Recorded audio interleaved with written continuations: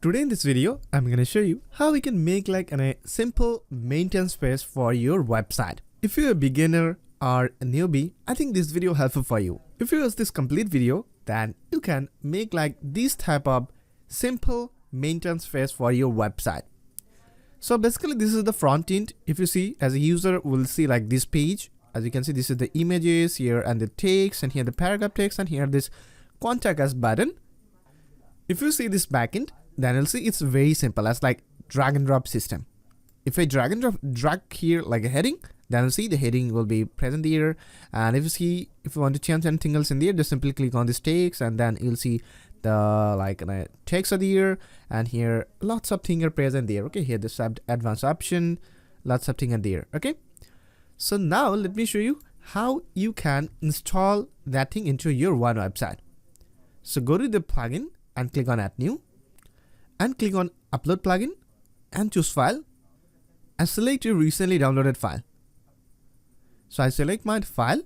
I will give you this link, plugin link in my video description. If you check it, then you will get. Just simply click on the install button to install this plugin. Alright, so now click on this active plugin button.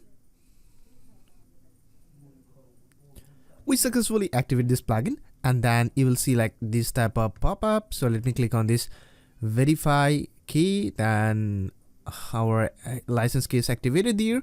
So if you scroll down and in the sidebar, then you'll see the pages option and subscriber and setting and growth tools. So let me click on this page option like here. Just click on this page, and then you'll see three page. So this is the coming soon page, and the maintenance page, here the 404 page. So we are working about like maintenance page.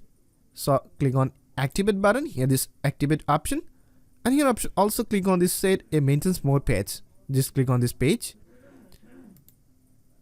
Then you'll see here this template option, all template, favorite template, and save template. So here if you see lots of template are present there, and I just install this template. Just simply click on this like tick mark here,